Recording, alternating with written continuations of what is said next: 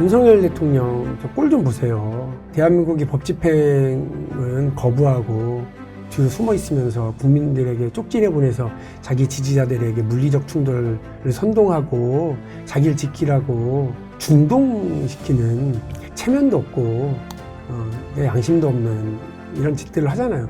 저런 사람이 아직도 대통령 자리에 형식적으로나 앉아있는 상황에서 무슨 대선 출마니 자기 정치 계획을 얘기하는 건 뭐 적절치 않다고 생각을 해요. 민주당의 지지층과 일종의 불화 비슷한 느낌. 그러니까 뭐 이재명 대표를 지지하는 사람들과의 불화. 이재명 대표를 지지한다고 해서 박용진하고 불화를 가질 필요는 없는 건데, 물론 저하고 이재명 대표하고 계속 경쟁을 하고 부딪혀왔기 때문에 그렇겠습니다만,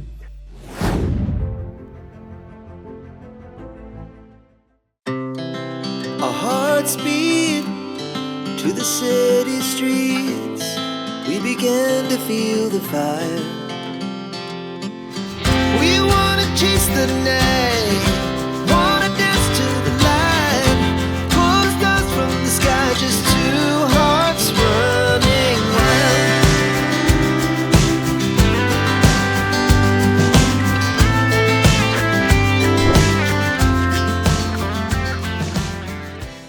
안녕하세요. 정치인의 과거와 현재를 통해 미래를 살펴보는 KYD 방송의 폴리티션 스토리. 저는 진행을 맡은 정치부 최송무 기자입니다. 옆에는 함께 진행을 맡아주실 스웨덴 린넨대의 최현혁 교수님 모셨습니다. 네, 안녕하십니까. 네, 오늘은 박용진 더불어민주당 전 의원님을 모시고 정치 역정과 철학에 대해 이야기를 좀 나눠보겠습니다. 안녕하세요, 의원님. 네, 안녕하세요. 어서 오십시오. 네, 반갑습니다. 대학교 때 고민이 바탕으로 해서 제대 후에 이제 진보정당 만들기 운동을 시작하셨잖아요. 이제 대선 때부터. 이게 의원님한테 어떤 가치가 됐을까요? 처음에는 그 구호 외치는 걸로, 짱돌 던지는 걸로 세상이 바뀌지 않는다라는 걸 깨달은 거예요. 그게 되게 중요한 깨달음이었거든요. 92년 대통령 선거 때 제가 백기환 후보 선거운동을 했어요. 근데 1%가 나온 거야. 정말 창피해 죽겠더라고요. 어떻게 1%지? 이렇게 많은 사람이 지지하고 우리는 이렇게 좋은 말만 하는데? 근데 생각해보면 어느 유권자가, 어느 주권자가 자신의 주권을 어느 날 갑자기 나타나서 자기를 가르치려고 그러는 사람들한테 그걸 의지를 해요. 누군지도 모르는데 평상시에 촘촘하고 평상시에 꾸준하게 자신들과 호흡하고 변화를 이야기하는 사람들, 그런 세력에게 표를 주죠. 그 단순한 거를 그 군대 가서 깨달았다니까요. 이 사람들 눈에는 보이질 않는 거예요. 그냥 저놈들은 안 돼, 저 나쁜 놈들, 이렇게 욕을 하면서도 그래도 믿음이 있는 거죠. 기존의 정치 세력들에게는. 왜? 늘 보이니까. 늘 뭔가를 하려고 그러고 거짓말을 해도 늘 같이 서로 이렇게 이야기를 하니까 기존 정치 세력에 대한 불신은 있지만 그들에 대한 신뢰가 어느 날 갑자기 나타나서 민중을 위하는, 민족을 위하는 이렇게 주장하는 운동권들보다는 이게 더 낫다. 그럼 우리가 어떻게 해야 되나? 우리가 얘기하는 좋은 거, 우리가 이야기하는 필요한 이야기를 평상시에 할 수 있으려면, 그래, 정당이 필요하구나. 선거에 대응하기 위해서뿐만이 아니라 우리 국민들의 삶을 변화시키고 함께 무슨 힘을 모아나가려면 그런 공간과 조직이 필요하겠구나 하는 걸 깨달아서 제대하자마자 그걸 어떻게 하면 할 수 있을까를 막 찾아다녔어요. 그런데 97년 2월에 제대를 했는데 97년 12월에 대통령 선거가 있는 거예요. 그런데 그때 민주노총의 권영길 위원장을 그 후보로 내서 진보 정치 세력이 움직이려고 한다고 그러길래 앞뒤 안 보고 같이 했죠. 그때부터 대통령 선거를 치를 때까지도 힘들었고, 대통령 선거를 또 치렀더니 그때도 1%야. 그래서 이게 쉽지 않구나. 그러면 이걸 기반으로 정당을 만들자고 했는데 그 많은 사람들 다 떠나고 권영길 그리고 저를 포함한 13명이 남았어요. 다시 시작하는 게 97년 그 12월 겨울부터 그렇게 해서 다시 시작했는데 정말 힘들었죠. 보이지 않는, 이 세상에 있지도 않은 물건을 팔아야 되는 거잖아요. 그러니까 권영길이라고 하는 사람을 앞세워서 노동자들한테 가입원서를 받고 하는 과정이 한 3년 걸렸어요. 3년 동안 겨우 몇천 명. 일주일에 한 3만 원씩, 저하고는 3만 원이 되게 여러 인연이 있네. 일주일에 3만 원을 받으면서 그 진보정당 만드는 과정을 계속 했거든요. 그러니까 그 3만 원은 그냥 버스는 타고 와라 이거였고요. 그때 그 생활비, 적어도 제 생활비는 벌어야 되니까 신문 배달을 새벽에 하고 이제 그 아침에 나가는 거예요. 뭐 그때 진짜 오토바이를 잘 안 몰아봤으니까 겨울에 사고가 2번이나 나서 진짜 한 번은 진짜 그 큰일 날 뻔했고. 근데 그런 개인의 어려움과 전체 진보정당을 만드는 과정에 어려움이 있었는데 결론적으로는 그런 거예요. 착한 사람들의 연대의 힘. 이걸 봤어요. 민주노동당이 아까 제가 1000명, 3000명, 10,000명 넘어서는 과정을 쭉 봤거든요. 한 명이 10,000원을 냈어요. 그때 창당을 2000년 1월 31일 날 했는데 그때가 만 한 5,000명 넘어섰을 때였거든요. 15,000명 우습죠? 안 그래요. 그때 돈 10,000원을 내면 1억 5천인 거예요. 네. 한 달에. 1년이면 그게 15억이 넘는 돈이 있는 거예요. 그리고 그분들이 또 거기에 연말이면 세액공제로 정치보험을 정당에 이렇게 또 냈어요. 그 중에 한 10,000명 정도가 그런 걸 해주셨거든요. 그러면 또 10억인 거예요. 국회의원은 없지만 민주노동당이 했었던 얘기가 뭐였느냐면 부유세를 걷어서 무상의료와 무상교육. 지금 대한민국에 실현해 놓고 있는 그 얘기를 주장하고 처음 시작했었던 정치 세력인 거죠. 그걸 나중에 민주당이 받아서 같이 실현을 하고 하는 과정이 그로부터 10년 뒤였거든요. 되게 의미 있는 시작을 한 거죠. 97년에 대통령 선거 때 실패하고 2000년 선거 때 실패하고 그런데 2년 뒤에 전국적으로 11명이었나 9명이었나의 그 광역 비례의원들이 들어간 거예요. 그리고 2년 뒤 2004년 총선에 국회의원이 10명이나 당선이 되고요. 한국 정치사에 큰 기적 같은 일이 벌어진 거죠. 그러니까 이게 꾸준히 준비하고 사람들에게 설득하고 하면 국민들의 마음을 열어주시는 과정. 이거를 같이 했던 사람이 누구야? 노동자, 그리고 서민, 이런 분들이 정말 그래, 이런 세상이 필요해, 이런 목소리가 필요해 라고 만 원씩 모아준 이 착한 사람들의 연대의 힘이 어마어마했죠. 노사모가 또 그런 거 아니겠어요? 제가 겪진 않았지만. 노사모가 없었으면 저는 노무현 대통령은 그냥 약간 돈키호테 같은 주장, 삼김 정치 시대의 삼김 정치 타파를 얘기하고 지역 감정이 넘치는 지역주의 정치 시절에 지역주의 타파를 얘기하는, 지역주의 정치를 타파를 주장하는 돈키호테죠.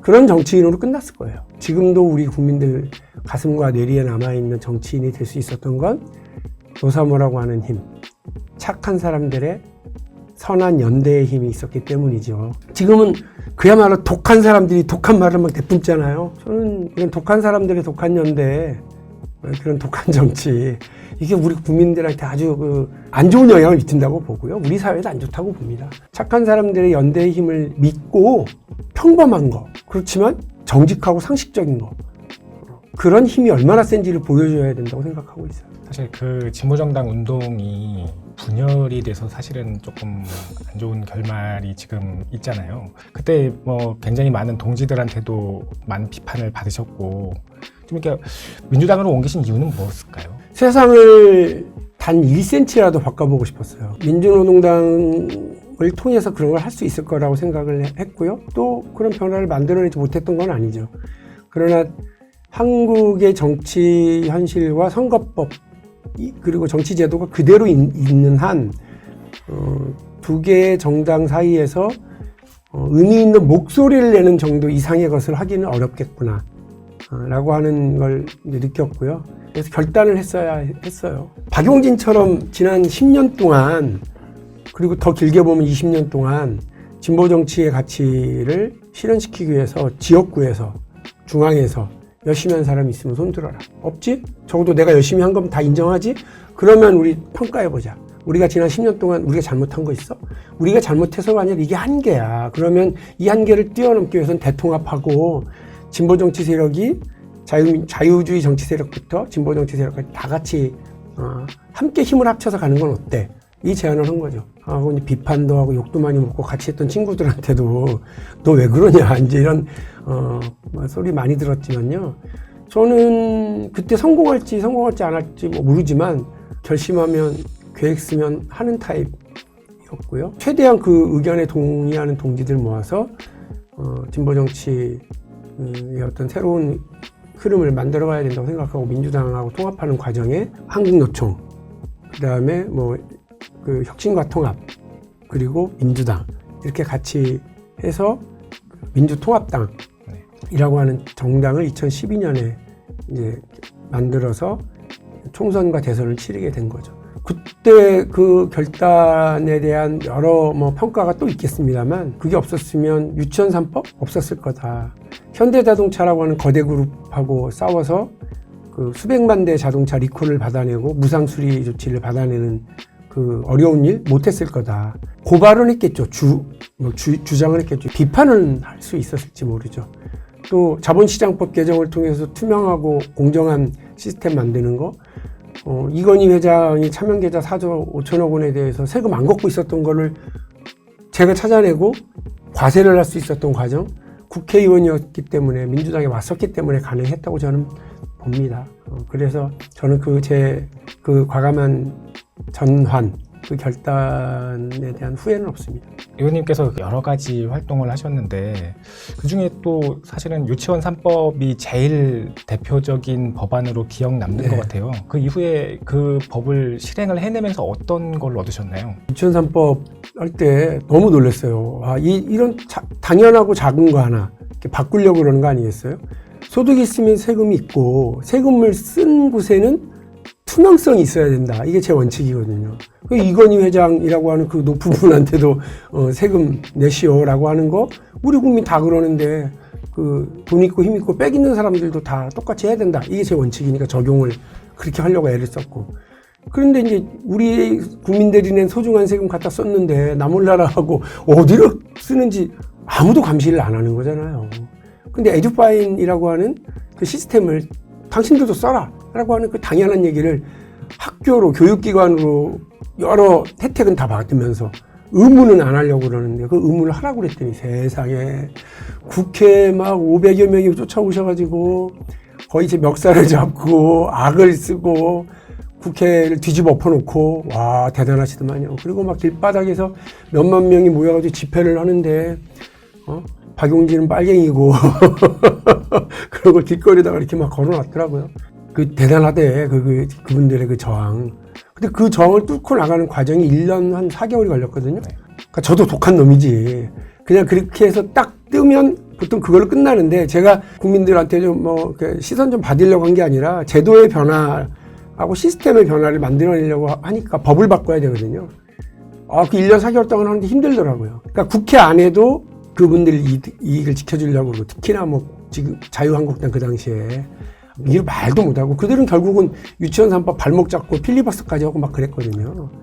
근데 그 과정을 뚫어내는 게 협업.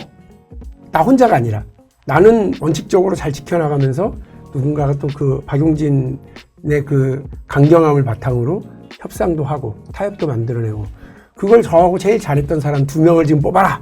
그러면 그 당시 그 교육부 장관이었던 유은혜 장관 정말 잘했고 그리고 우리 조승래 간사 지금 이제 삼선 의원 되셔서 하고 있는 대전에 조승래 그 교육위원회 간사가 정말 잘했어요. 제가 흥분하고 이렇게 막 하면 자제도 시키고 박 의원 요건 내가 알아서 할게 딸이랑 협상도 하고요.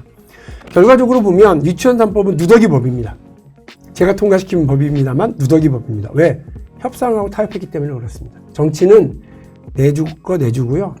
그래도 뼈를 취해야 됩니다. 작은 살점 하나씩 내주더라도 뼈를 취하고 핵심을 얻어내면 된다고 봅니다. 유치원의 그 핵심인 그 회계 투명성 그거를 딱 정착하는 걸로 끝났어요. 그리고 뭐 나머지 우려하는 것들 이런 것들은 다 어쨌든 다른 분들의 의견을 듣고 조정하고 해서 통과시켰습니다. 의원님이 지난 대선 때 민주당 이재명 그때는 후보였죠. 후보랑 경선에서 맞붙으셨잖아요. 기억이 나는데 지금 사실 탄핵 이후에 또다시 이제 조기 대선 흐름으로 가고 있잖아요. 총선 이후에 이번에 다시 정치 활동을 재개하셨는데 혹시 대선 출마 의지가 있으신 건가요? 물어보는 분들은 많은데 지금 제 상황에서 그 문제에 대한 결론을 내리기는 참 쉽지 않아요. 일단 현역 국회의원도 아니고요. 동원할 수 있는 가용 자원도 별로 없는 상태인 것도 뭐 솔직히 말씀드리면 그렇고요. 윤석열 대통령 저 꼴 좀 보세요. 대한민국이 법 집행은 거부하고 뒤로 숨어 있으면서 국민들에게 쪽지내 보내서 자기 지지자들에게 물리적 충돌을 선동하고 자기를 지키라고 중동시키는 체면도 없고 양심도 없는 이런 짓들을 하잖아요. 저런 사람이 아직도 대통령 자리에 형식적으로나마 앉아있는 상황에서 무슨 대선 출마니 자기 정치 계획을 얘기하는 건 뭐 적절치 않다고 생각을 해요. 그러나 정치인이고 지난번 대통령 선거에 내가 한번 해보겠다고 손을 들었던 사람이고요. 당대표 선거에도 내가 한번 해보겠다고 손 들고 움직였던 사람으로서 책임 있는 대답은 준비해야 된다고 생각을 하고 고민을 계속 하겠습니다. 네.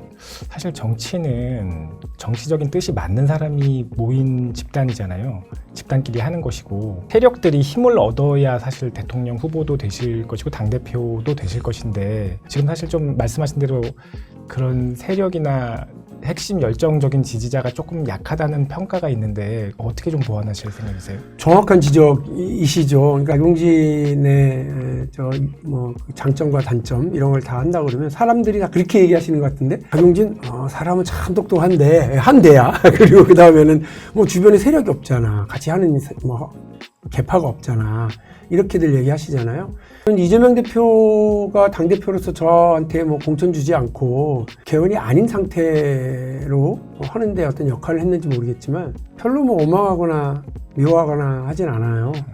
오히려 이 상황에 딱 제가 말씀드린 것처럼 이걸 어떻게 좋게 잘 활용해보지? 그렇게 좀 생각을 하고 있고 그래서 적지만 지난 대통령 선거 경선, 당대표 선거 과정에서 박용진을 지지하고 도와줬던 전국의 사람들 이런 분들 다시 만나고 또 힘 모으고 있는 중이고요. 정치와 미래라고 하는 단체로 조직으로 지금 힘을 모으고 있는 중이에요. 거기에 뭐 기본적으로 박용진하고 뜻을 같이 했던 분들이라서 소중한 모임이지요. 아직 뭐 작기는 한데 네이버에 팬카페도 만들어져 있더라고요. 네. 그래서 박용진을 좋아하는 분들 혹은 응원하려고 하시는 분들이 어쨌든 모여서 이런저런 뭐 힘들을 모아주고 계시는 것도 제가 지금 유심히 좀 보고 저는 아직 가입 안 했지만 이게 유심히 보고 있고 행여나 이게 악성 팬덤이 되지 않고 네. 우리 정치에 좋은 역할을 하실 수 있기를 기대를 하고 저도 응원을 또 그분들을 하려고 해요. 같이 정치를 했던 전 현직 의원분들도 계속 지금 만나고 있거든요. 네. 그분들하고 뜻을 같이 해서 그 한국 정치의 미래, 민주당의 변화를 같이 도모하고 또 힘을 합치고 이렇게 해 나가려고 합니다. 말씀 주신 것처럼 박용진의 단점이면 그건 극복하고 또 세력을 모아나가는 쪽으로 변화시켜 나가야죠. 제가 변하지 않고 어떻게 세상을 바꾸겠어요. 네. 저는 그렇게 노력해 나가려고 합니다. 저서를 보면 사실은 소통과 설득에 대한 얘기들이 상당히 많더라고요. 이런 대통령이 되시겠다라고 했을 때도 사실 소통과 설득에 대한 얘기가 굉장히 많았고 이번에도 준비를 어느 정도 하시면서 내가 어떤 사람이 되겠다, 어떤 대통령이 되겠다 뭐 이런 류의 생각이 좀 있으셨나요? 지도자의 핵심 덕목은 저 용기라고 봐요. 다양한 걸 제시하는 분들이 많거든요. 저는 진짜 용기라고 봐요. 무슨 용기냐. 제가 갖추고 있다고 얘기하는 게 아니에요. 저도 갖춰 나가야 된다고 생각하고 스스로에게 얘기하는 건데요. 첫 번째는 절제를 할 용기, 두 번째는 손 내밀 용기이고 세 번째는 아니라고 말할 용기거든요. 자기의 권력이고 자기의 권한이라고 생각하더라도 절제해야 돼요. 그걸 절제하고 하지 않으면 룸이 생기질 않아요. 그 공간이 생기자면 무슨 타협과 소통을 하겠습니까? 두 번째는 손 내밀 용기인데 진짜 꼴보기 싫잖아요. 어떤 사람은. 근데 그 사람하고도 파트너가 되면 손 내밀어야죠. 내가 뭐만 아니면 저놈은 가만 안 뒀어. 이렇게 얘기하더라도 안녕하셨어요. 이렇게 해야죠. 정치인은 왜 내가 잘 되려고 그러는 게 아니라 나에게 이런 자리와 기회와 권한을 주어서 대한민국이 조금이라도 좀 타협하고 뭔가 균형을 만들어서 앞으로 나갈 수 있게 하는 역할을 조정자의 역할을 하라고 해준 거니까 정치인을 하겠다고 했던 거니까 그 역할을 잘하기 위해서 꼴배기 싫은 사람하고도 손 내밀 용기가 필요하죠. 마지막으로는 나의 열성 지지자들 요구하는 걸 아니라고도 얘기할 줄 알아야 돼요. 제일 힘든 것 같아요. 만델라가 그랬던 것 같은데 만델라는 아시겠지만 그 노벨 평화상 받은 사람 아니에요? 와, 근데 이 양반 사실은 폭력주의자예요. 그래서 민족의 창이라고 하는 ANC, 아프리카 민족회의의 무장단체, 군사조직을 창립하고 이끌던 총사령관이에요. 그런 사람이 감옥에서 생각이 변하고 백인 정부와 타협을 하고 평화롭게 정권 교체를 이뤄내는 그 위대한 일을 했잖아요.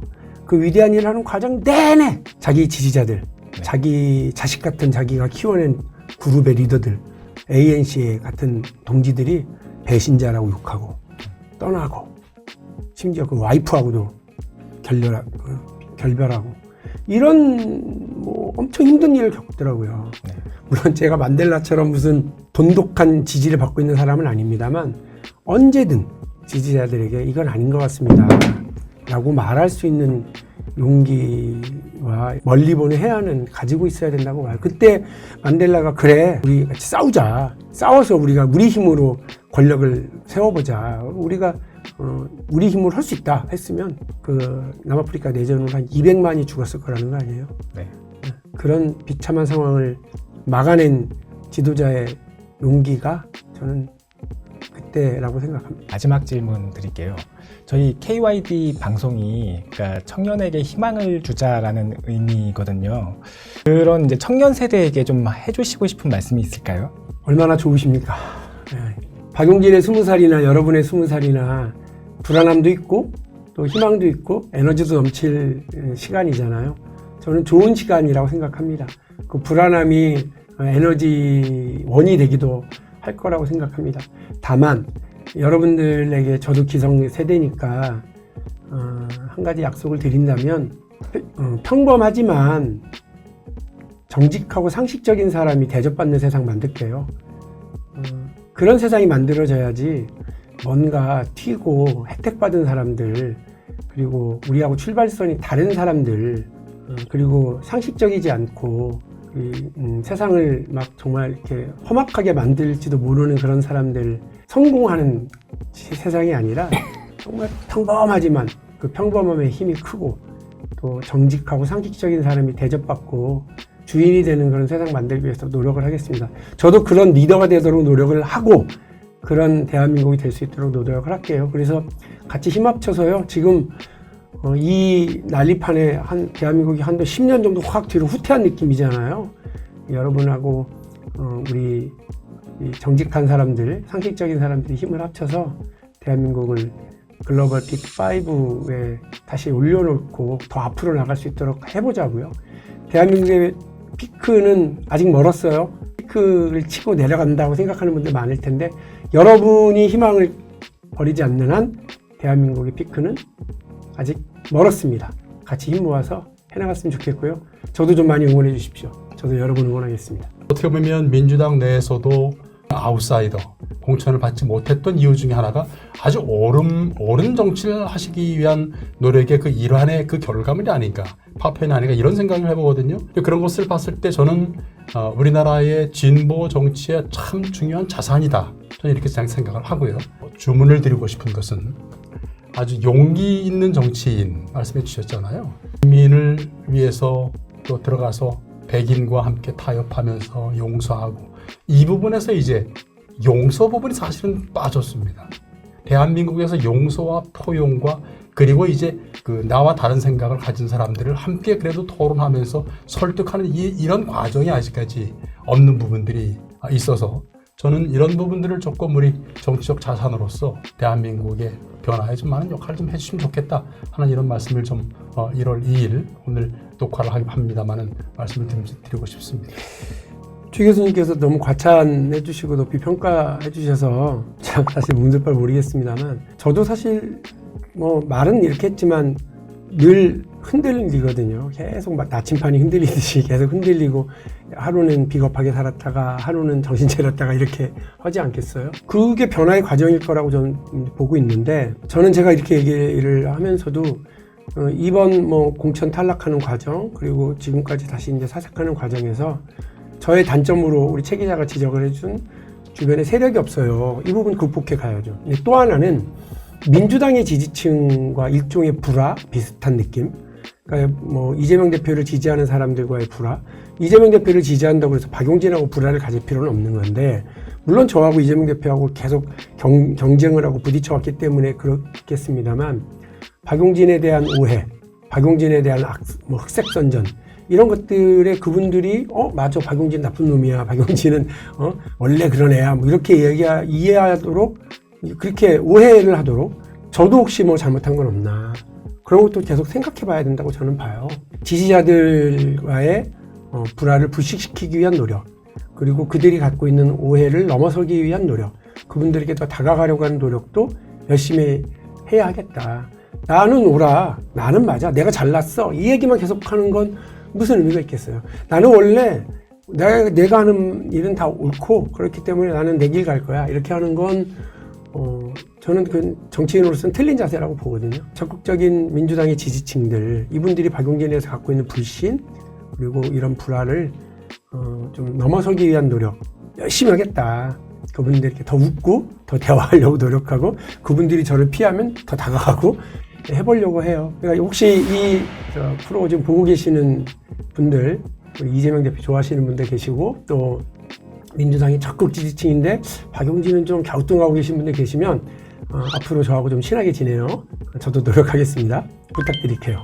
네, 응원드리겠습니다. 감사합니다.